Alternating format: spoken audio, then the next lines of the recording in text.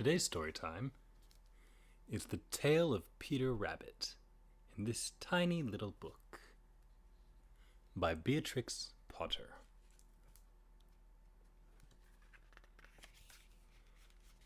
The Tale of Peter Rabbit.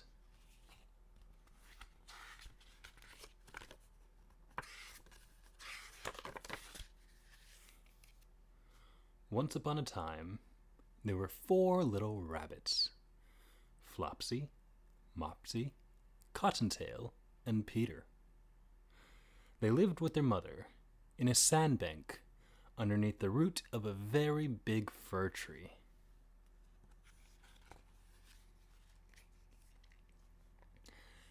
"Now, my dears," said old Mrs. Rabbit one morning, "you may go into the fields or down the lane, but don't go into Mr. McGregor's garden."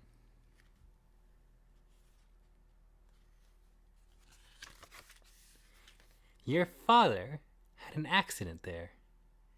He was put into a pie by Mrs. McGregor."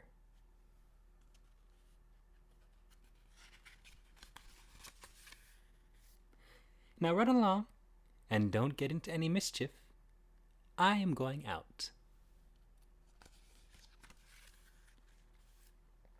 Then old Mrs. Rabbit took a basket and her umbrella and went through the wood to the baker's. She bought a loaf of brown bread and 5 currant buns.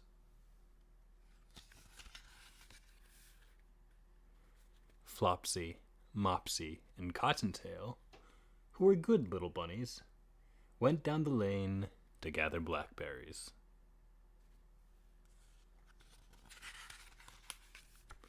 But Peter, who was very naughty, ran straight away to Mr. McGregor's garden.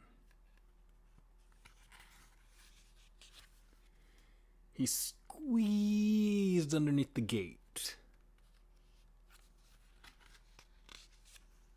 First, he ate some lettuces and some French beans, and then he ate some radishes. And then, feeling rather sick, he went to look for some parsley. But round the end of the cucumber frame, who should he meet but Mr. McGregor?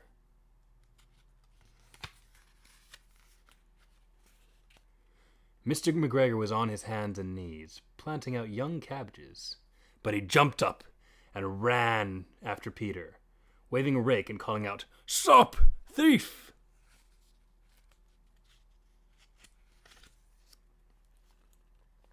Peter was most dreadfully frightened.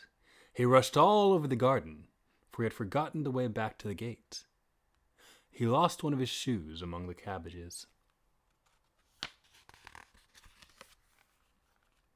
and the other shoe amongst the potatoes.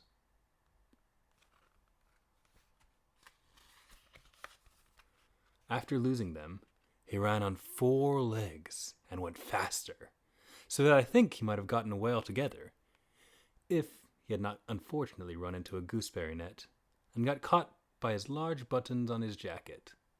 It was a blue jacket with brass buttons, quite new. Peter gave himself up for lost and shed big tears. But his sobs were overheard by some friendly sparrows, who flew to him and in great excitement and implored him to exert himself. Mr. McGregor came up with a sieve, which he intended to pop upon the top of Peter, but Peter wriggled out just in time, leaving his jacket behind him, and rushed into the tool shed and jumped into a can. It would have been a beautiful thing to hide in if he had not had so much water in it.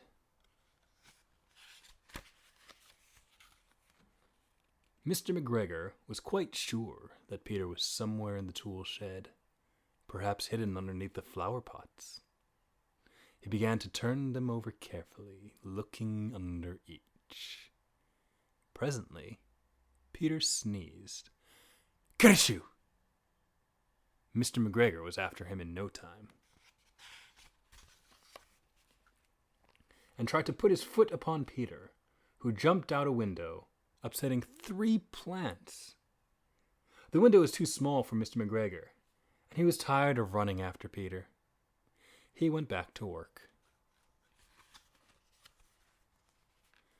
Peter sat down to rest. He was out of breath and trembling with fright, and he had not the least idea which way to go. Also, he was very damp with sitting in that can.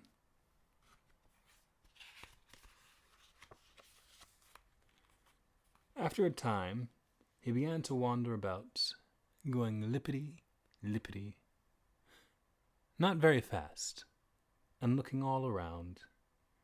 He found a door in the wall, but it was locked, and there was no room for a fat little rabbit to squeeze underneath.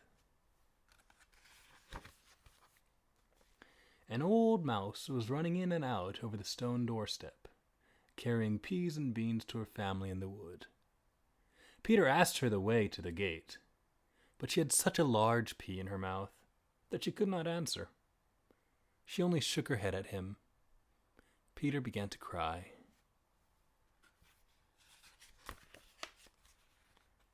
Then he tried to find his way straight across the garden, but he became more and more puzzled. Presently, he came to a pond where Mr. McGregor filled his watering cans. A white cat was staring at some goldfish. She sat very, very still. But now and then, the tip of her tail twitched as if it were alive. Peter thought it best to go. He had heard about cats from his cousin, little Benjamin Bunny.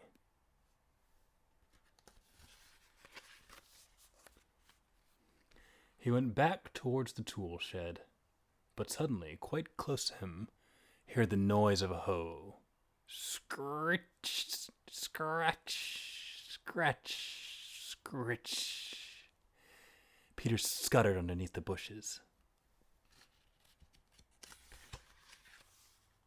But presently, as nothing happened, he came out and climbed upon a wheelbarrow. The first thing he saw was Mr. McGregor hoeing onions. His back was turned toward Peter, and beyond him was the gate. Peter got down very quietly off the wheelbarrow and started running as fast as he could go, along a straight walk behind some black currant bushes. Mr. McGregor caught sight of him at the corner, but Peter did not care. He slipped underneath the gate and was safe at last in the wood outside the garden. Mr. McGregor hung up the little jacket and the shoes for a scarecrow to frighten the blackbirds. Peter never stopped running or looked behind him till he got home to the fir tree. He was so tired that he flopped down upon the nice, soft sand on the floor of the rabbit hole and shut his eyes. His mother was busy cooking. She wondered what he had done with his clothes. It was the second little jacket and pair of shoes that Peter had lost in a fortnight.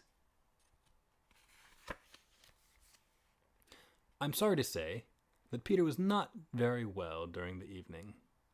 His mother put him to bed and made some chamomile tea, and she gave a dose of it to Peter. 1 tablespoon to be taken at bedtime.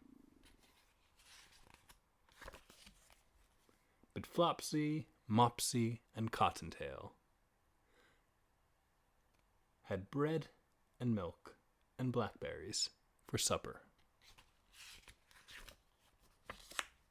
The end.